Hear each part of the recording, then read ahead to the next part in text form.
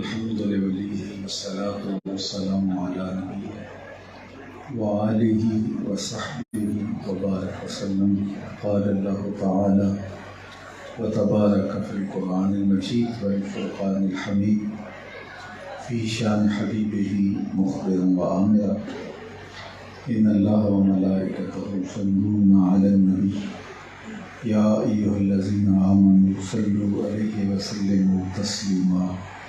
اللهم صل على سيدنا مولانا محمد معدن الجود والكرم صلاة وسلاما عليك يا سيدي يا رسول الله وعلى آلك وأصحابك يا حبيب الله. حمد و تعریف و توصیف اللہ جل مجدہ الکریم کی ذات بابرکات کے لیے، جو خالق کائنات بھی ہے اور مالک شش جہات بھی. اللہ جل وعلا کی حمد و ثنا کے بعد رسول رحمت، شفیع معظم، نبی محتشم، حضور ختم المرتبہ، اللہ کے پیارے، امت کے سہارے، رب کے محبوب، دانائے غیوب، مالک رقاب امم، فخر عرب و عجم، والی کون مقام، سیاہ لا مقام، سید انس و جاں، سرور لالا رخاں، نیر تاباں، سرنشین مہوشاں، ماہ خوباں، شہنشاہ حسین، تتمہ دوراں، سرخیل زہرہ جمالاں، جلوہ صبح ازل، نور ذات لم یزل، باعث تکوین عالم، فخر آدم و بنی آدم، نیر بطحا، رازدار ما اوحا، شاہد ما طغا، صاحب علم نشرہ، معصوم آمنہ، احمد مجتبیٰ، حضرت محمد مصطفیٰ صلی اللہ علیہ وآلہ وسلم کے حضور ناز میں اپنی عقیدتوں، ارادتوں اور محبتوں کا خراج پیش کرنے کے بعد صدر مجلس اعلیٰ عالی مرتبہ سجادہ نشین آستانہ عالیہ معظم آباد شریف، زیدہ مجدہ علمہ عملہ عمرہ و شرفہ، فخر سادات حضرت قبلہ پیر سید کرامت علی حسین شاہ صاحب، سجادہ نشین دربار عالیہ علی پور شریف، اور عالی مرتبہ حضرت علامہ مولانا مفتی سہیل احمد صاحب سیالوی، زیدہ مجدہ، عالی مرتبہ ذی وقار علماء کرام، صاحب زادگان، شرکائے تقریب عرس. میرے لیے خوش بختی ہے کہ مجھے آج یہاں کچھ کہنے کا موقع فراہم کیا گیا، اور میرے سے قبل آپ بڑا وقی خطاب سماعت کر رہے تھے، اور میرے بعد بھی آپ عالی وقار علماء کرام کے نورانی خطبات سماعت کریں گے. درمیان میں کچھ وقت کے لیے میں آپ سے مخاطب ہوں. اللہ میری حاضری کا ایک ایک لمحہ قبول فرمائے، اور مجھے جس موضوع پر کچھ کہنے کے لیے کہا گیا، اس کی برکتیں اللہ مجھے اور آپ کا مقصود فرمائے. حضور علیہ السلام کی سیرت طیبہ ہماری شخصیت کی تعمیر کی ضمانت ہے، اور اگر ہم ان کی نورانی سیرت اختیار کرتے ہیں تو تمام تر دینی اور روحانی برکتیں ہمیں نصیب ہوتی چلی جاتی ہیں. اور ہم سے ہمارے رب نے اس بات کا تقاضا بھی کیا ہے کہ تم اپنے پیارے پیغمبر صلی اللہ علیہ وآلہ وسلم کی سیرت کو اختیار کرو. وہ ایک بہترین نمونہ ہے تمہارے لیے. ایک مثالی کردار کی صورت میں ہم نے انہیں مبعوث مبعوث کیا، اور ان کی زندگی کا ایک ایک گوشہ تمہارے سامنے ہے، اس کو دیکھ کر اپنی زندگیوں کو منظم اور مرتب کر سکتے ہو۔ زندگی تو کسی ڈھنگ سے بسر کرنا ہی ہوتی ہے، انسان معاشرتی حیوان ہے، ایک دوسرے کو دیکھ کر کے ہی اپنی عادتیں پختہ کرتا ہے۔ تو جب یہ طے ہے کہ انسان معاشرے میں کسی کو دیکھ کر کے، کسی کو پڑھ کے، کسی کے رویوں کا مطالعہ کر کے اپنی عادات اختیار کرتا ہے، تو پھر ہمیں حضور ختم المرتبہ صلی اللہ علیہ وآلہ وسلم کی سیرت طیبہ کا مطالعہ بھی کرنا چاہیے، اور زندگی گزارنے کا اس سے بہتر کوئی اسلوب نہیں ہو سکتا۔ میں یہ بات کہا کرتا ہوں کہ آپ یہ مائک بھی خریدنے جائیں تو اس کے ساتھ وہ ایک چھوٹی سی بک دیتے ہیں جس میں اس کا طریقہ استعمال لکھا ہوتا ہے، اگر اس کے مطابق اس کو استعمال کریں تو اس سے اس کے فوائد سے آپ بہرہوار ہو پاتے ہیں۔ تو حضرت انسان کو اللہ نے پیدا کیا، تخلیق فرمایا، اور ساتھ قرآن مجید کی صورت میں کتاب عطا کی کہ اب اس زندگی کو گزارنے کے لیے اس کتاب کو دیکھتے جاؤ اور اپنی زندگی بسر کرتے جاؤ، تاکہ زندگی کا حقیقی لطف تم کو نصیب ہو، ورنہ زندگی کاٹ کے آ جاؤ گے، زندگی گزار کے آ جاؤ گے، زندگی کا حقیقی حسن اور حقیقی لطف تمہیں نصیب نہیں ہو پائے گا۔ اور اس کے لیے عملی نمونہ رسول کریم صلی اللہ علیہ وآلہ وسلم کی حیات طیبہ ہے۔ آقا کریم نے اپنی زندگی اس مبارک کتاب کے مطابق گزار کر کے لوگوں کے سامنے رکھی، تو آقا کریم کی زندگی گویا قرآن مجید کی عملی تفسیر ہے۔ ام المومنین سیدہ عائشہ رضی اللہ تعالی عنہا سے جب حضور کی سیرت کے حوالے سے سوال کیا گیا تو ان کا برجستہ جواب یہی تھا، کان خلقہ القرآن۔ اے پوچھنے والے، قرآن مجید کھول کے بیٹھ جا، جہاں سے قرآن روکتا ہے وہاں حضور رکے دکھائی دیں گے، اور جن امور کو بجا لانے کا قرآن نے حکم دیا ہے آپ دیکھیں گے کہ رسول کریم وہاں کھڑے پائے جائیں گے اور امور کو بجا لا رہے ہیں۔ گویا حضور کی سیرت قرآن مجید پر عمل کی ایک مجسم صورت ہے۔ تو اس لیے ہمیں اپنے آقا و مولا حضور ختم المرتبہ صلی اللہ علیہ وآلہ وسلم کی سیرت کو اختیار کر کے اپنی زندگی کا حقیقی نور حاصل کرنا چاہیے۔ اور آقا کریم علیہ السلام کی سیرت کے جو خط و خال ہیں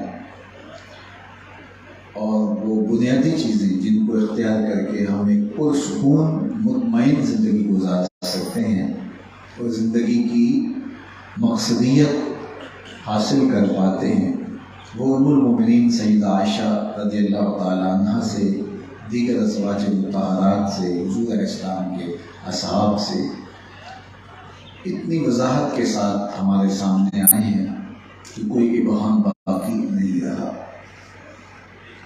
آج کی اس نشست میں حضرت سیدہ خدیجہ الکبریٰ رضی اللہ تعالی عنہ کے حوالے سے چند چیزیں جو حضور علیہ السلام کی سیرت کے حوالے سے انہوں نے بیان فرمائی آپ کے سامنے رکھنا چاہوں گا۔ سیرت کسی بھی شخص کی اصلی حالت کو کہتے ہیں۔ قرآن مجید میں وہ واقعہ موجود ہے کہ جب فرعون نے نجومی بلا لیے تھے، جادوگر طلب کر لیے تھے، اور پھر انہوں نے رسیاں پھینک دی اور وہ لگا کہ سانپ ہیں، تو حضرت موسیٰ علیہ السلام کو حکم دیا کہ آپ اپنا عصا ڈال دیجیے، تو وہ اژدہا بن گیا اور ان سب رسی کو نگل گیا اور کہا کہ اب اس کو اٹھائیے، تو وہاں قرآن نے بیان فرمایا سنعیدھا سیرتھا الاولیٰ، ہم اس کو اب اس کی اصلی حالت میں پلٹا دیتے۔ تو سیرت کسی بھی شخص کی اصلی حالت ہوتی ہے۔ ایک شخص گاہک سے ہنس ہنس کے بول رہا ہے تو یہ اس کی کاروباری مجبوری ہو سکتی ہے۔ وہ آج کل جہاں جاتے ہیں تو کہتے ہیں جناب تصویر لینی ہے، تو تصویر میں ہنسنا ہی پڑتا ہے۔ تو اگر کوئی تصویر کے دوران مسکرا رہا ہے تو اس سے یہ اندازہ لگانا مشکل ہے کہ یہ شخص جو ہے وہ بڑا خوش مزاج ہے، یہ تصویر کی مجبوری ہے اور وہ ہنسنا پڑتا ہے۔ انسان کی اصلی حالت اس کے گھر میں ہوتی ہے، بالخصوص زوجہ کے سامنے، وہاں انسان اپنی حقیقی حالت میں موجود ہوتا ہے۔ تو پھر جب بیوی سیرت کو بیان کرتی ہے تو وہ حقیقی حالت ہے جو کھل کے ہمارے سامنے آتی ہے۔ تو آئیے ام المومنین حضرت خدیجہ الکبریٰ رضی اللہ تعالیٰ عنہا جو حضور کی سیرت کے عنوان کو بیان کرتی ہیں، اس کو سمجھنے کی کوشش کرتے ہیں اور اللہ کی بارگاہ میں اس دعا کے ساتھ کہ اللہ یہ اوصاف اللہ ہماری طبع میں راسخ فرما دے اور ہم اپنے آقا و حضور ختم المرتبہ صلی اللہ علیہ وآلہ وسلم کی سیرت کا چلتا پھرتا نمونہ بن جائے۔ جب پہلی وحی کا نزول ہوا تو قرآن تو وہ ہے، اگر پہاڑوں پہ بھی نازل ہوتا تو وہ بھی ریزہ ریزہ ہو جاتے ہیں۔ خود قرآن نے کہا ہے کہ اگر یہ پہاڑوں پہ نازل ہو جاتا تو خشیت الہی سے یہ پتھر بھی ٹکڑے ٹکڑے ہو جاتے ہیں۔ اب حضور کے قلب اطہر پہ قرآن نازل ہوا تو یہ تو حضور کا دل تھا جو اس کو سہار جاتا ہے، لیکن ایک کیفیت ہے جو حضور پر گزرتی ہے۔ اور واپس گھر تشریف لائے اور کہا ضم نومی مجھے چادر اڑا دیجیے، تو ام المومنین حضور کے کندھوں پہ چادر ڈال دیتی ہیں اور پھر حضور کو تسلی دیتے ہوئے انہوں نے جو برجستہ کلمات کہے۔ دیکھیے کسی شخص کے بارے میں آپ کو پوچھا جائے کہ فلاں کے بارے میں آپ بتاؤ وہ کیسا ہے، تو اس کی جو نمایاں خوبیاں ہوں گی وہ برجستہ بیان کر دی جائیں گی، ورنہ انسان کچھ لمحوں کے لیے سوچتا ہے کہ میں اس کی خوبیاں تلاش کروں۔ تو جو چیز برجستہ بیان کی جاتی ہے وہ کسی کے وصف نمایاں ہوتے ہیں۔ تو جب حضور نے کہا کہ مجھے اپنی جان کا اندیشہ ہے اور مجھے سردی لگ رہی ہے، تو ام المومنین نے برجستہ حضور علیہ السلام کے لیے جو لفظ کہے وہ یہ تھے کلا واللہ لا یخزیک اللہ ابدا انک لتصل الرحم، آپ کا رب آپ کو کبھی بھی بے آبرو نہیں ہونے دے گا، آپ کی عزت میں وہ فرق نہیں آنے دے گا۔ کیوں؟ انک لتصل الرحم، آپ کا وصف نمایاں یہ ہے کہ آپ رشتہ داروں کے ساتھ سلوک اچھا کرتے ہیں، آپ صلہ رحمی کرتے ہیں، یہ حضور کا وصف نمایاں ہے۔ انسان جب معاشرے کے اندر پھیلنے لگتا ہے تو سب سے پہلے اس کے رشتہ دار آتے ہیں، اس کے بہن بھائی، اس کے اعزا و اقربا، پھر اس کے بعد معاشرے کے دوسرے لوگوں کے ساتھ اس کا ربط اور تعلق کے خاطر قائم ہوتا ہے۔ تو یہاں سے آغاز لیا انک لتصل الرحم، آپ صلہ رحمی کرتے ہیں، رشتہ داروں کے ساتھ سلوک اچھا کرتے ہیں، اور یہ حضور کا وصف نمایاں ہے۔ مجھے اور آپ کو اپنا جائزہ لینا چاہیے کہ کیا ہم حضور علیہ السلام کی سنت کو، حضور علیہ السلام کی مبارک سیرت کو اپنے اندر اتارنے کی عملی کوشش کرتے ہیں۔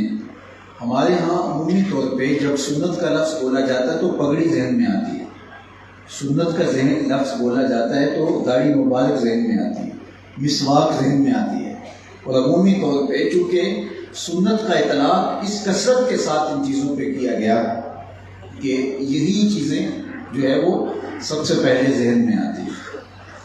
اگرچہ اس کا انکار نہیں، یہ سنت ہیں، لیکن ام المومنین نے حضور کے نمایاں جو وصف بیان کی اس میں جو سب سے پہلی چیز بیان کی اور برجستہ بیان کی وہ یہ ہے انک لتصل الرحم۔ اس کا تعلق انسان کے معاملات سے ہے۔ ہم زیادہ زور پیکنگ پہ دیتے ہیں اور اندر کیا ہے اس پر ہماری توجہ نہیں رہتی، اندر اجڑا ہے تو اجڑا رہے، چونکہ یہ چیزیں دکھنے میں نمایاں ہوتی ہیں اس لیے ہم زیادہ زور توجہ اس پہ ہی دے رہے ہوتے ہیں۔ میاں صاحب کا اپنا لہجہ ہے اور دلاویز لہجہ ہے۔ شیشے اتے کٹا جمیا کندھاں چاڑی جاندے، شیشے اتے کٹا جمیا کندھاں چاڑی جاندے، جلداں نوے سام کے رکھ دے ورکے واڑی جاندے۔ تو پیکنگ بھی اچھی ہونی چاہیے، بری نہیں ہونی چاہیے، لیکن اصل تو اس کے اندر ہے کیا ہے؟ تو انسان کا نمایاں وصف جو انسان کی شخصیت کی تعمیر کرتا ہے وہ یہ ہے کہ وہ اپنے رشتہ داروں کے ساتھ سلوک کیسا کرتا ہے۔ میں نے عرض کیا گاہک کے ساتھ ہنس ہنس کے بولنا یہ کاروباری مجبوری ہو سکتی ہے، پیسے کمانے کی غرض انسان کو بہت میٹھا بنا دیتی ہے، لیکن اگر وہ اپنے بھائی کے ساتھ، اپنی بہنوں کے ساتھ، اپنے ماں باپ کے ساتھ، اپنی بیوی کے ساتھ، اپنے رشتہ داروں کے ساتھ بھی ایسا ہے تو پھر یہ اس کا حقیقی روپ ہے۔ بہت سارے لوگ دوسروں کے ساتھ بہت اچھے ہوتے ہیں لیکن ان کا اپنے اہل خانہ کے ساتھ سلوک اچھا نہیں ہوتا۔ میرے اور آپ کے اللہ نے فرمایا خیرکم خیرکم لأہلہ وَأَنَا خَيْرُكُمْ لِأَهْلِي، تم میں سے بہتر وہ ہے جو اپنے اہل خانہ کے ساتھ بہتر ہے، اور میں سب سے زیادہ اپنے اہل خانہ کے ساتھ بہتر ہوں۔ پھر رشتہ داروں کی باری آئی تو حضور علیہ السلام نے رشتہ داروں کے ساتھ جو سلوک کیا تاریخ کے کھلے اوراق ہیں، رشتہ داروں نے جو کچھ کیا وہ بھی سامنے ہے، ان کے تلخ رویے، ان کی کھردری باتیں اور راستوں میں بچھائے جانے والے کانٹے، کھودے جانے والے گڑھے، کیا کیا اذیتیں نہیں دی، پورا لا کے حضور کے گھر کے سامنے ڈال دیتے تھے، کیا اذیتیں نہیں مجھے۔ تباً لکا ہنالک سائر اليوم الہذا جماعتنا، رشتے میں سکا چچا رکھتا تھا جس نے یہ کہا تھا، لیکن میرے اور آپ کے آقا مولا نے ان کے ساتھ جو سلوک کیا تاریخ کا لکھا باب ہے۔ جب فاتح بن کے مکے میں آئے تو سب سے پہلے تو حضور کی آرزو یہ تھی کہ ان کے ساتھ لڑائی کی نوبت نہ آئے، یہ نفسیاتی روپ میں آ جائیں اور یہ لڑائی کی طرف خود بھی نہ آئیں۔ اس لیے حضرت عباس رضی اللہ تعالیٰ عنہ سے کہا کہ تم جاؤ اور ابو سفیان کو ایسی جگہ پہ کھڑا کرو جہاں سے وہ لشکر کو دیکھ سکے، اور لشکر کے شرکاء کو کہا کہ تھوڑے تھوڑے فاصلے پہ خیمے لگاؤ اور ہر شخص خیمے کے آگے آگ بھی جلائے تاکہ اس کا پھیلاؤ بہت بڑا ہو۔ اور ادھر حضرت عباس آئے اور ابو سفیان کو ایک ایسی جگہ پہ کھڑا کیا جہاں دور تک جلتی ہوئی آگ کے علاوہ روشن تھے، تو برجستہ اس نے کہا اتنا بڑا لشکر کس کا ہے؟ تو حضرت عباس نے کہا کہ محمد صلی اللہ علیہ وسلم کا ہے۔ تو اس نے کہا کہ تیرے بھتیجے کی بادشاہت قائم ہو گئی۔ تو حضرت عباس نے کہا کہ نہیں، یہ بادشاہت نہیں، یہ نبوت کی شان ہے۔ تو دل کے اندر ایک روح پیدا ہوا، نفسیاتی دباؤ میں آ گیا اور واپس جا کہا کہ تم لڑ نہیں سکتے ہو۔ اور حضور نے بھی یہ نصیحت کی تھی کہ لڑائی کی نوبت نہ آئے، اور فتح مکہ آپ جانتے ہیں کہ معمولی سے ایک دو جھڑپ ہوئی اور سیدھا مکہ فتح ہو گیا۔ اب جب حضور مکے میں تشریف لائے تو جنہوں نے دکھ دیے تھے، جنہوں نے اذیتیں پہنچائی تھیں، جنہوں نے گڑھے کھودے تھے، کانٹے بچھائے تھے، اجڑیاں ڈالی تھیں، اب وہ کس قدر خوفزدہ تھے کہ اب ہمارے ساتھ کیا سلوک ہوگا۔ آقا کریم علیہ السلام نے فرمایا کہ بتاؤ میں تمہارے ساتھ کیا سلوک کروں۔ تو انہوں نے کہا شریف اور صالح اور پاکیزہ باپ کے بیٹے ہو اور ہم آپ سے خیر کی توقع رکھتے ہیں، اور ان کا ذہن یہ تھا کہ ہماری گردنیں نہ کٹیں، شہر بدل تو کر ہی دیا جائے گا، لیکن میرے اور آپ کے آقا والا نے جو کہا تو ان کی آنکھیں کھلی کی کھلی رہ گئی۔ انہوں نے کہا کہ آپ شریف باپ کے بیٹے ہیں، نیک اور صالح اولاد ہیں، تو آپ ہم آپ سے اچھی توقع رکھتے ہیں۔ تو آقا کریم نے فرمایا کہ آج میں تمہیں وہی کہوں گا جو میرے بھائی یوسف علیہ السلام نے اپنے بھائیوں سے کہا تھا، لا تثریب علیکم اليوم اذهبوا انتم الطلقاء، جاؤ تم آزاد ہو، تم پر کوئی معاوضہ نہیں ہوگا۔ اور انہیں یہ تھا کہ کم از کم شہر بدر تو کر ہی دیے جائیں گے۔ جب برستا ہوا کرم کا یہ بھی دیکھا تو ان کی آنکھیں کھلی کی کھلی رہ جاتی ہیں، بلکہ حضور فرماتے ہیں عثمان بن طلحہ کو کہ کعبۃ اللہ کا دروازہ کھولو۔ تو حضور علیہ السلام نے ایک بار کہا مکی زندگی میں اس نے دروازہ نہیں کھولا تھا کہ آپ کے لیے دروازہ نہیں کھول سکتا، اور آج حضور فاتح بن کے آئے ہیں تو اس نے دروازہ کھولا۔ جب حضور واپس تشریف لائے تو اب سب منتظر تھے، دیکھیے کعبۃ اللہ کی کلید برداری کا اعزاز کس کا مقصود ہوتا ہے۔ ظاہر ہے عثمان بن طلحہ کو تو یہ اعزاز نہیں بخشا جائے گا، اس کا جو ماضی ہے وہ سب کے سامنے تھا، لیکن حضور علیہ السلام جب تشریف لائے اور فرماتے ہیں این عثمان بن طلحہ، عثمان بن طلحہ کدھر ہے؟ تو وہ حاضر خدمت ہوا تو اس کے ہاتھ میں ہی کعبۃ اللہ کی چابی دیتے ہوئے فرمایا یہ چابی قیامت تک تمہاری نسلوں سے بھی کوئی نہیں چھین سکے گا سوائے ظالموں کے۔ اور آج بھی یہ جو شیبی خاندان ہے جن کے پاس کعبۃ اللہ کی چابی ہے، یہ حضرت عثمان بن طلحہ کی اولاد سے۔ تو جب اس نے حضور علیہ السلام کی شفقت کو دیکھا تو آگے ہاتھ بڑھا کے کہا حضور مجھے غلام بنائے۔ تو یہ تھا سلوک، یہ تھا رویہ۔ جو خون کے پیاسے تھے، جو جان کے دشمن تھے، ان کے ساتھ حضور علیہ السلام کا یہ رویہ۔ فرمایا جو یہ چاہے کہ اس کے رزق میں اضافہ ہو اور عمر میں برکت ہو، وہ رشتہ داروں کے ساتھ سلوک اچھا کرے، اور رشتہ داروں کے ساتھ سلوک اچھا کرنے والا رسوا نہیں کیا جاتا۔ مجھ سے آپ اگر پوچھیں کہ سب سے افضل صدقہ کون سا ہے، تو فرمایا گیا کہ افضل ترین صدقہ وہ ہے جو ناراض مجبور رشتہ دار کو دیا جائے۔ جو رشتہ دار تم سے ناراض ہو، ہر وقت تمہیں اذیت پہنچانے کے در پہ رہتا ہو، کسی وجہ سے مجبور ہو گیا، اب اس کو صدقہ دیں اور اس کو کھڑا کریں تو نفس اس میں شامل نہیں ہوتا۔ نفس تو کہتا ہے کہ سانپ کا سر پاؤں تلے آیا ہے تو اسے کچل دیجیے، ہر وقت اذیت دینے کے در پہ رہتا ہے۔ لیکن اگر اس کے باوجود اس کی رشتہ داری کا لحاظ کرتے ہوئے، اس کا جو تمہارے ساتھ تعلق ہے، خون کا یا دودھ کا رشتہ ہے، اس کو ملحوظ رکھتے ہوئے اس کو اگر اس کی مدد کرتے ہو تو یہ تم نے اس چیز کا لحاظ رکھا ہے، تمہارا نفس اس میں شامل نہیں ہو رہا تھا۔ اور جس چیز کے اندر نفس شامل نہ ہو، نیکی جو ہے وہ اجر و ثواب میں سب سے آگے بڑھ جاتی ہے۔ تو یہ تھا حضور علیہ السلام کا رویہ رشتہ داروں کے ساتھ، کہ ان کے سخت، تلخ، کھردرے اور نامناسب رویوں کے باوجود آقا کریم علیہ السلام نے ان کے ساتھ جو سلوک کیا ہے، یہ تاریخ کا انوکھا اور بے نوا ہے۔ تو ام المؤمنین نے برجستہ کہا انک لتصل الرحم، اور یہ کہانی تو میں فتح مکہ کی سنا رہا ہوں، اس سے قبل زندگی کے جو لیل و نہار بیت رہے تھے، اور ام المؤمنین نے اس وقت کہا جب عمر پاک صرف 40 سال تھی، تو انہوں نے ماضی کے سارے تجربات کی روشنی میں برجستہ حضور علیہ السلام کی اس وصف کو نمایاں کیا جس کا ہم پوری زندگی میں دیکھتے ہیں۔ دوسری بات جو انہوں نے حضور کا نمایاں وصف بیان کیا، یہ پہلا وصف تو مجھے اور آپ کو اپنے اندر جو ہے وہ پیدا کرنا چاہیے، اس لیے کہ ہم حضور علیہ السلام کے ماننے والے ہیں، تو پھر ان کی سنت کو دل و جان سے قبول کیوں نہیں کریں گے؟ لیکن ہم کہتے ہیں جناب کوئی ایک قدم پیچھے ہٹے گا تو ہم 10 قدم پیچھے ہٹیں گے، تو پھر ہمارے میں اس میں فرق کیا ہوا؟ وہ تو ایک قدم پیچھے ہٹا، ہم 10 قدم پیچھے ہٹ گئے۔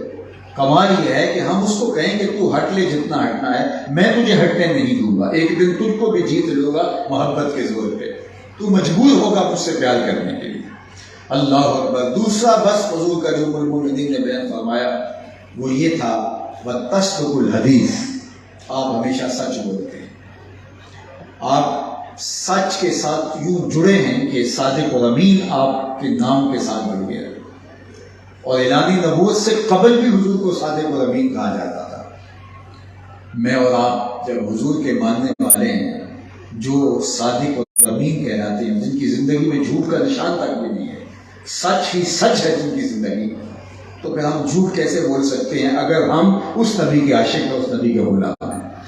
اور اگر ہمارا عشق ہماری زبان کی نوک تک ہے، ہمارا عشق ہمارے نعروں کی گونج میں ہے، ہمارے کردار کے اندر نہیں اترا، ہمارے رویوں میں ہمارا عشق اور ہماری محبت داخل نہیں ہوئی، تو پھر الگ بات ہے۔ ورنہ ہم جب حضور کے غلام ہیں، حضور کے نوکر ہیں، حضور علیہ السلام کے امتی ہیں، تو پھر ہماری زندگی کے اندر جھوٹ ہو کیسے ہو سکتا ہے؟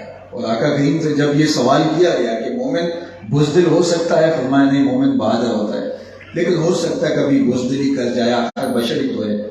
پھر سوال کیا گیا مومن بخیل ہو سکتا ہے، کہا نہیں، سخی ہوتا ہے، طبعاً مومن سخی ہوتا ہے، لیکن ہو سکتا ہے کبھی بخل بھی کر جائے، آخر انسان ہی تو ہے۔ بلکہ ایک موقع پہ فرمایا کہ جو اولاد ہے یہ مبخلہ بھی ہے، مجبنہ بھی ہے، یعنی تھوڑا تھوڑا بخیل بھی بنا دیتی ہے اور تھوڑا تھوڑا انسان کو کنجوس بھی بنا دیتی ہے۔ جب انسان شادی شدہ نہیں ہوتا، اولاد نہیں ہوتی، تو مشکلات میں چھلانگ لگا دیتا ہے، لیکن جب بچے گھر میں انتظار کر رہے ہوتے ہیں تو مشکل میں قدم رکھتے ہوئے سوچتا ہے کہ میرا کوئی انتظار کر رہا ہے۔ جب اولاد نہیں ہوتی ہے تو اس وقت بڑا شاہ خرچ ہوتا ہے، لیکن اولاد ہو جاتی ہے تو پھر تھوڑا ہاتھ جو ہے وہ دبانے میں لگ جاتا ہے، اس لیے کہ میرے بچے ہیں، ان کی ضروریات بھی ہیں جو میرے ساتھ جڑی ہوئی۔ تو یہ تھوڑا تھوڑا انسان کو بخیل بھی بنا دیتی ہے اولاد، اور تھوڑا تھوڑا کنجوس بھی بنا دیتی ہے۔ لیکن مومن فطرتاً طبعاً سخی ہوتا ہے اور بہادر ہوتا ہے۔ تیسرا سوال حضور سے پوچھا گیا، مومن جھوٹا ہو سکتا ہے؟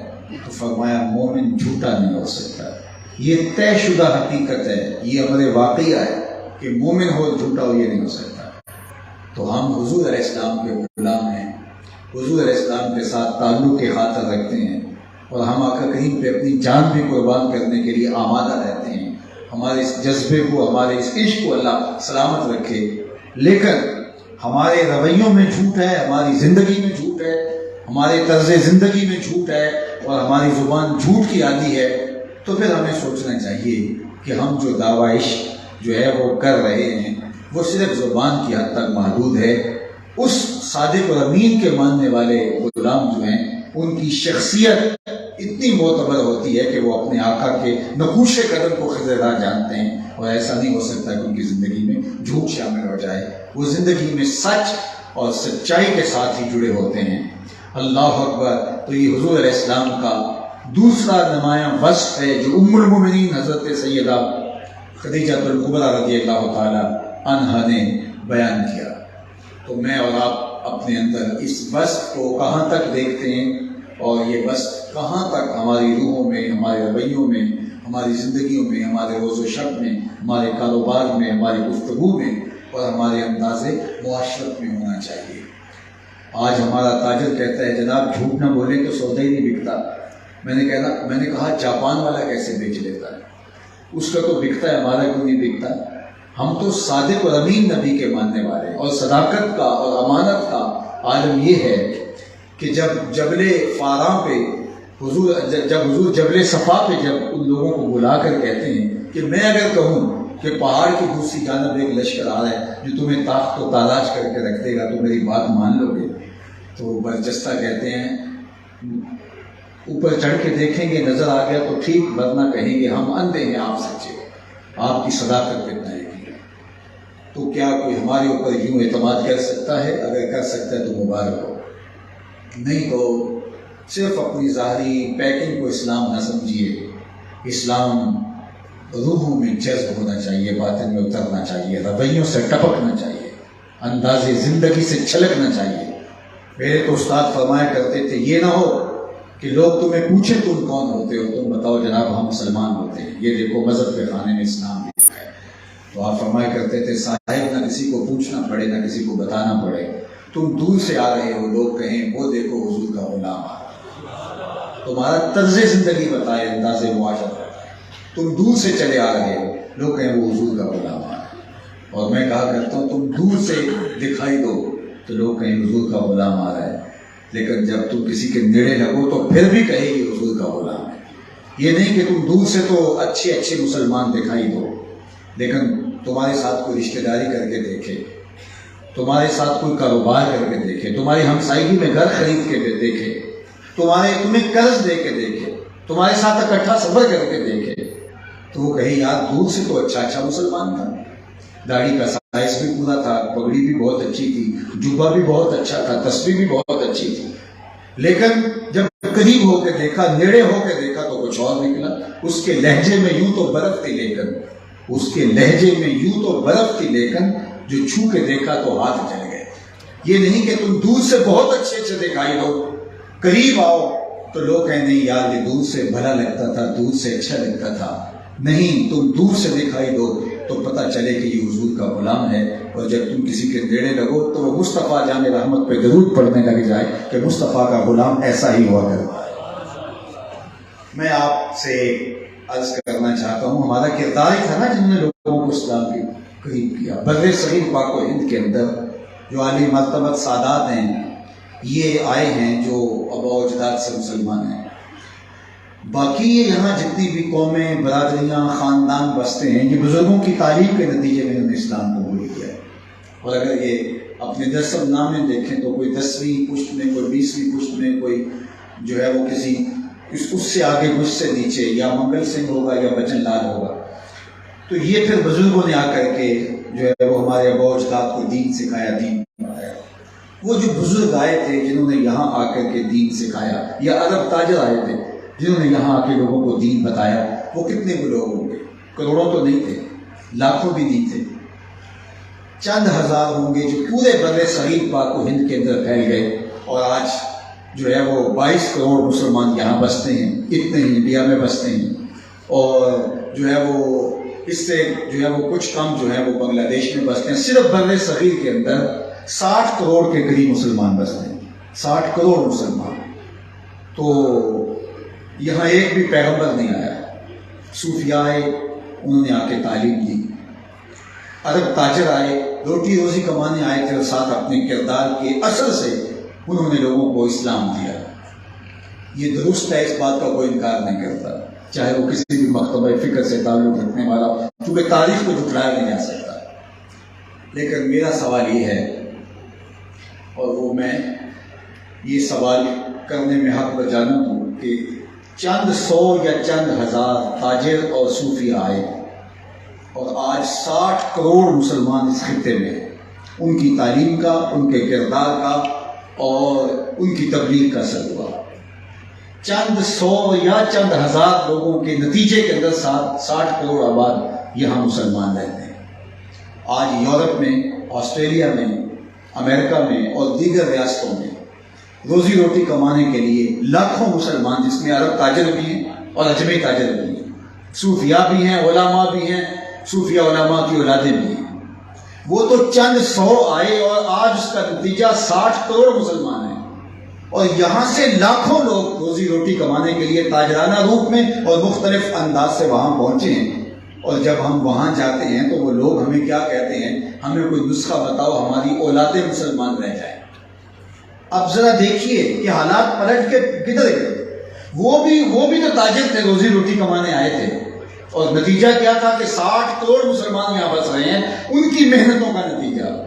وہ بھی تو صوفیاء تھے، وہ بھی تو تبلیغ کرنے آئے تھے، اور نتیجہ کیا؟ 60 کروڑ لوگ جو ہیں مسلمان ہیں یہاں اس خطے کے اندر۔ اس خطے سے لاکھوں لوگ یورپ میں، آسٹریلیا میں، امریکہ میں، اور عرب تاجر اور عرب صوفیاء اور دیگر ممالک بلاد اسلامیہ کے لوگ ان ممالک کے اندر جا کے بستے ہیں۔ اور مسئلہ کیا ہے کہ کسی کو مسلمان کرنا تو دور کی بات ہے، وہ یہ پریشانی لیے بیٹھے ہیں کہ ہماری اولادیں مسلمان رہ جائیں گی۔ تو پھر ہمیں سوچنا پڑے گا کہ کچھ چیز بدلی ہے۔ ان کا کردار تھا جنہوں نے اثر اندازی کی، اور ہماری گفتار رہ گئی۔ اقبال نے جو وہ خطاب بنوجوانان مسلم کہا، تو اس میں کبھی ہے نوجوان مسلم تدبر بھی کیا تو نے، وہ کیا گردوں تھا جو ہے جس کا ایک ٹوٹا ہوا تارا۔ تو اس میں آگے چل کے کہتے ہیں تجھے آبا سے اپنے نسبت ہو نہیں سکتی، کہ تو گفتار وہ کردار، تو ثابت ہو سیاح۔ تو اس لیے کردار اثر انداز ہوتا ہے، گفتار اثر انداز نہیں ہوتا۔ آج ہمارا زور گفتار پہ ہے، سوشل میڈیا لے لیجیے، الیکٹرانک میڈیا لے لیجیے، جتنی تقریریں آج ہو رہی ہیں، سنی جا رہی ہیں، اتنی ماضی میں تو نہیں ہوتی تھی۔ لیکن وہ لوگ کردار کی چمک سے اثر انداز ہوتے تھے۔ اسعد و بلال عند اللہ اشہد، بلال کا اسعد وہ رنگ جماتا تھا جو آج حلق سے نکلنے والے لفظوں کا رنگ بھی نہیں ہوتا۔ تو اس لیے انسان کا کردار اثر انداز ہوتا ہے۔ آج میں اور آپ سب عاشق رسول ہیں۔ اقبال نے کہا تھا دل مسلمان ہے تیرا نہ میرا، تو بھی نمازی میں بھی نمازی ہوں۔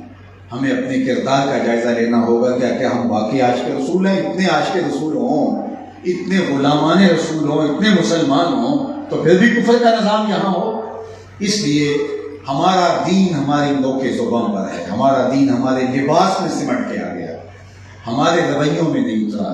ہمارا عشق، ہماری محبت ہمارے اندر نہیں اترا۔ چوں بنا پہ مصطفیٰ خانم درود، از خجالت آپ لی گردد وجود، عشق می گوید کہ محکوم غیر، سینہ تو از بتا مانند دیر، تا نداری از محمد رنگ و بو، بر زبان خود میالہ نام ہو۔ کہا کہ پھر ان کے نام سے، ان کے نام کو اپنی زبان سے میلہ نہ کر، اگر تو وہ رنگ و بو اور وہ انداز اور وہ طرز زندگی اختیار کرنے کے لیے آمادہ نہیں ہے۔ یاری لاتوں پاک نبی سنگ، اے پر پوری یاری، پھر درود قبول ہے تیرا لکھ نہ لو ایک بارے۔ تو اصل تو وہ رویے ہیں، وہ زندگی ہے۔ تو سچ تو مومن کی بنیادی علامت ہے، اور میں اور آپ آج ڈھونڈیں تو آج سچا آدمی تلاش کرنے سے مشکل ملتا ہے، جبکہ گلی گلی عاشق رسول پائے جا رہے ہیں۔ گلی گلی جو ہے وہ قطب الاقطاب اور غوث الاقیاس پائے جا رہے ہیں، لیکن سچا آدمی ڈھونڈنے سے نہیں مل رہا، تو کردار کی چمک باقی نہیں رہی۔ تو ہم حضور علیہ السلام کی سیرت کو اگر اپنے اندر نہیں اتاریں گے تو یہ صرف پڑھنے سے یا جو ہے وہ بلند آوازی سے پکار دینے سے کچھ نہیں ہوتا، وہ عمل ہمارے رویوں کا اگر حصہ نہیں بنتا ہے۔ تو حضور کا دوسرا نمایاں وصف وہ صداقت، سچائی۔ تیسری بات ام المومنین نے کہی، بات میری لمبی ہو رہی ہے، انہوں نے کہا کہ وَتَحْمِلُ الْكَلَّةَ، جس کا کوئی بوجھ اٹھانے والا نہیں، اس کا بوجھ آپ اٹھانے والا ہے۔ اپنے لیے سارے جیتے ہیں، کمال یہ ہوتا ہے کسی کے لیے جیتے۔ آپ نے درختوں کو دیکھا ہوگا، وہ اپنے سائے میں کبھی نہیں بیٹھتے، خود دھوپ میں جھلستے ہیں، لیکن اپنے جو ہے وہ آغوش میں اپنے دامن میں آنے والوں کو چھاؤ فراہم کرتے ہیں۔ اپنا پھل درختوں کبھی خود نہیں کھایا، جانور اپنا دودھ کبھی خود نہیں پیتے، اوروں کو دان کرتے ہیں۔ میں اور آپ دیکھیں کہ ہم اتنے خود غرض ہیں کہ صرف اپنے لیے ہی جی رہے ہیں، تو پھر یہ جینا کاہے کا جینا ہے؟ حضور کا نمایاں وصف ام المومنین نے جو بیان کیا، وَتَحْمِلُ الْكَلَّةَ، جس کا کوئی بوجھ اٹھانے والا نہیں، اس کا بوجھ آپ اٹھاتے ہیں۔ وَتَقْسِبُ الْمَعْدُومَ، اور اس کے ساتھ جڑی ہوئی بات دوسرا وصف حضور کا کہ جس کا کوئی کمانے والا نہیں، اس کی ضرورت کے لیے آپ کماتے ہیں، اس کی ڈھارس بن جاتے ہیں۔ مجھے بتائیے، ایک گلی کے اندر 10 سے 15 گھر ہوتے ہیں، اور اس میں سے 2 گھر ایسے ہوتے ہیں جو غربت کی لکیر سے نیچے زندگی بسر کر رہے ہوتے ہیں، باقی 8-9 گھر جو ہیں وہ معمول کی زندگی گزار رہے ہوتے ہیں، اور 2-4 گھر امیر ہوتے ہیں۔ تو کیا یہ سارے مل کے صرف ان 2 خاندانوں کو نہیں سنبھال سکتے؟ گلی کے 16-17 گھر صرف اپنی گلی کے 2 غریب گھروں کو سنبھال لیں، ان کی بیٹیوں کو اپنی بیٹی سمجھے، اور ان کے گھر میں رات کو فاقے نہ اتریں، اس کی ضمانت فراہم کریں، تو کیا یہ ممکن نہیں ہے؟ تو کیا معاشرہ سنبھالا نہیں جا سکتا؟ ہم اپنی گلی کو سنبھال لیں تو معاشرہ جو ہے وہ ایک تمانیت کا رنگ لیے ہوئے ترقی کی طرف گامزن ہوں، لیکن ہم خود غرض ہیں، ہمیں اس کی کوئی پرواہ نہیں ہے کہ کوئی کس حالت کے اندر رہتا ہے۔ ہمیں تو یہ بتایا گیا تھا کہ اگر ہمسایہ بھوکا سو گیا تو 40 دن نماز قبول نہیں ہو، لیکن ہم اپنی زندگی کو کس جگہ پہ لیے جا رہے ہیں؟ حضور کے نمایاں وصف، اور یہ جتنے بھی وصف المومنین بیان کر رہی ہیں، یہ سارے کے سارے معاملات سے جڑے ہوئے، یہ سارے کے سارے جو ہے وہ وصف انسان کے رویوں سے جڑے ہوئے ہیں۔ ہم نے جو دین اختیار کیا ہے وہ رویوں کا دین نہیں ہے، وہ علامتوں کا دین ہے۔ ہم نے کہا کہ بس اس طرح سے پگڑی باندھ لیں گے، اس طرح کی ویسٹ کوٹ پہن لیں گے، مسواک اس طرح کر لیں گے، ہم اس کو میں اس کی مخالفت نہیں کر رہا، لیکن اس سے کہیں بڑھ کر کے سچ بولنا، کیا سچ بولنا میرے حضور کی سنت نہیں ہے؟ تو جب سنتوں کا عنوان چڑھتے ہیں تو سچ اس کے اندر کیوں شامل نہیں ہوتا؟ تو آئیے میں اور آپ دیکھیں، وَتَحْمِلُ الْكَلَّةَ وَتَقْسِبُ الْمَعْدُومَ، یہ 4 چیزیں ہو گئی۔ پھر 5واں وصف حضور کو ام المومنین نے بیان فرمایا اور کہا کہ وَتَقْرِ الضَّيْفَ، آپ مہمان نواز ہیں۔ مہمان نوازی یہ انسان کی شخصیت کے اعتبار کا نام ہے۔ کوئی شخص کتنا معتبر ہے، مہمان نوازی سے اللہ کی رحمتیں اترتی ہیں۔ مہمان اپنی قسمت کا کھانا لے کے آتا ہے، رحمت لے کر آتا ہے، برکت چھوڑ کے جاتا ہے۔ اور حضرت سیدنا شیخ عبد القادر الجیلانی علیہ رحمہ و رضوان فرماتے ہیں، آدھا فقر برہنہ بدن لوگوں کو لباس پہنانا اور بھوکوں کو کھانا کھلانا ہے، باقی نمازیں، باقی چلے، باقی جو کچھ بھی ہے نوافل، وہ باقی آدھا بنتا ہے، سارے ملا کے۔ آدھا فقر جو ہے وہ غریبوں کو، مسکینوں کو، لاچاروں کو کھانا کھلانا ہے۔ اور فقیروں کے ڈیرے ہمیشہ آباد رہے ہیں اس حوالے سے کہ ان کا لنگر عام ہوتا تھا لوگوں کے لیے، جو کوئی جہاں جس کو کھانا نہیں ملتا تھا ان کی چوکھٹوں سے ملتا تھا۔ بابا بھولے شاہ نے تو اپنے لہجے میں کہا، اٹ کھڑکے دکڑ بجے تتا ہوئے چولہا، آن فقیر کھا کھا جامڑ غازی ہوئے بلا۔ فقیر کو خوشی ہوتی ہے کہ کوئی اس کے ڈیرے پہ آئے اور اس کے کام و دہن کی تسکین ہو۔ اور حضور کا جو آخری وصف ام المومنین نے یہاں بیان فرمایا یہ تھا ان 6 چیزوں میں کہ وَتُعِينُ عَلَىٰ نَوَائِبِ الْحَقِّ، اور حق کی راہ کے اندر جو لوگ ہوتے ہیں آپ ان کی مدد کرتے ہیں۔ راہ حق میں جو لوگ مبتلا ہوتے ہیں، مشکل میں پھنس جاتے ہیں، آپ ان کے ساتھ کھڑے پائے جاتے ہیں، صداقت کے ساتھ، سچائی کے ساتھ آپ کھڑے پائے جاتے ہیں۔ اور آج کوئی کسی کے ساتھ کھڑا ہونے کے لیے تیار نہیں. کہتے ہیں پرائی آگ میں کیوں چلے. ہمارے معاشرے کو برباد کر کے رکھتی ہے سوچ میں کہ اپنے گھر کو چھاج بجائے یا چلنے بجائے ہمیں کیا. جبکہ معاشرے کے اندر جب یہ طے تھا کہ برائی نہیں ہونے دیں گے، اور ہم ہر روز اپنے رب سے عہد بھی کرتے ہیں وَنَخْلَوْ وَنَتْرُكُ مَنْ يَفْجُرُ. یہ روزانہ ہم رات کو سونے سے قبل دعائے قنوت میں رب سے یہ عہد کر کے سوتے ہیں کہ اللہ جو تیرے حکموں کو توڑنے والا ہوگا ہم جو ہے اس کے مخالف کھڑے ہوں گے، ہمارا اس سے کوئی تعلق نہیں ہوگا. اللہ کے محبوب علیہ السلام نے اس کو اتنی خوبصورت مثال سے بیان فرمایا کہ ایک آدمی، کچھ لوگ سفر کشتی میں کر رہے ہیں اور ہر شخص اپنی اپنی جگہ طے کر دیتا ہے، اور ایک شخص اپنے حصے کی جگہ پر سوار کرنے لگ جاتا ہے، اور باقی کہتے ہیں ہمیں کیا لگے، ہمارے پنجابی کے ساتھوں کی لگے، ہمیں کیا لگے، اپنے گھر کو چھاج بجائے یا چلنی بجائے، اور اس کا ہاتھ نہیں پکڑتے. تو کیا ہوگا، تھوڑی دیر کے بعد پانی کشتی میں داخل ہوگا، وہ تو ڈوبے گا، باقی بھی نہیں بچ پائیں گے. معاشرے میں سوراخ ہو گئے، کسی نے ہاتھ نہیں پکڑا. اور جو خیر کی راہوں میں جو ہے وہ صداقت کی آواز لے کر کے جو ہے وہ آگے بڑھے ہیں لوگ، ان کے ساتھ جو ہے وہ اس طرح سے کھڑے نہیں ہوئے. نتیجہ کیا کہ وہ آوازیں تنہائی کا شکار ہو جاتی ہیں، اور جو ہے وہ ایسی آوازیں کہ جس میں انسان کے نفس کو تلذذ ملتا ہے، تسکین ملتی ہے، لوگ ان کے ارد گرد جو ہے وہ ہجوم کر کے آ جاتے ہیں. تو اس کا نتیجہ کیا ہوا کہ جو ہے وہ قوم اس راستے پہ چل ہی نہ سکی جو راستہ تھا میرے اور آپ کے آقا مولا حضور صلی اللہ علیہ وسلم. تو ہمیں سچائی کا ہر صورت ساتھ دینا چاہیے، اور جہاں بھی سچ ملے سچ کے ساتھ کھڑا ہونا چاہیے. اس کے لیے ملامت بھی سہنی پڑے تو ہمیں ملامت سہنے سے کوئی جو ہے وہ بات نہیں ہونا چاہیے. اچھائی کے ساتھ، سچ کے ساتھ، اور سچ کی پاداش میں اگر کوئی پس جائے تو ہم اس کے ساتھ کھڑے پائے جائیں. یہ 6 نمایاں وصف ہیں جو نبی رحمت صلی اللہ علیہ وسلم کے ام المومنین نے بیان کیے.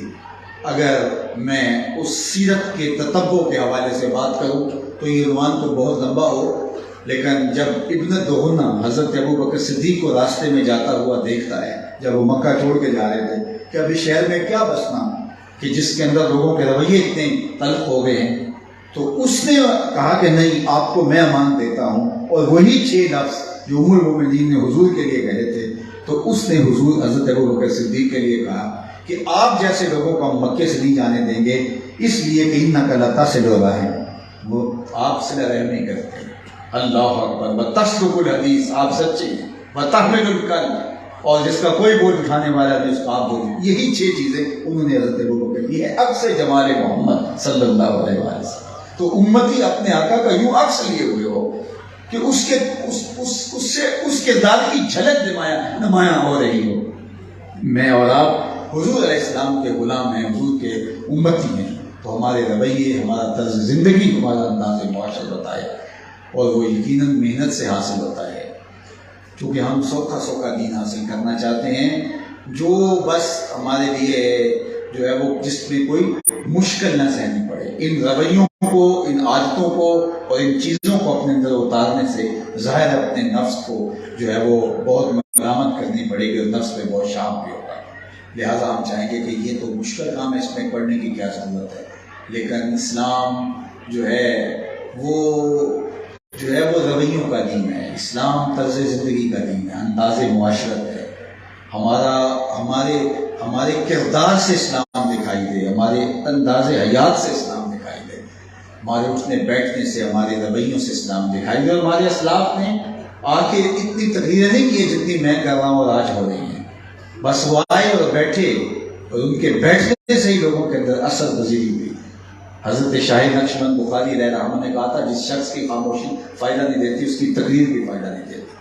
کردار اثر انداز ہوتا ہے اور نفوس بدلتے ہیں اور لوگوں میں تبدیلیاں آتی ہیں. تو آج ضرورت ہے کہ ہم حضور علیہ السلام کے طریق کے مطابق اپنی زندگی کو ڈالیں. اور صوفیاء نے ساری زندگی محنت اسی پہ کی ہے کہ لوگوں کی زندگیاں حضور کی سیرت کی مطابقت میں آ جائے.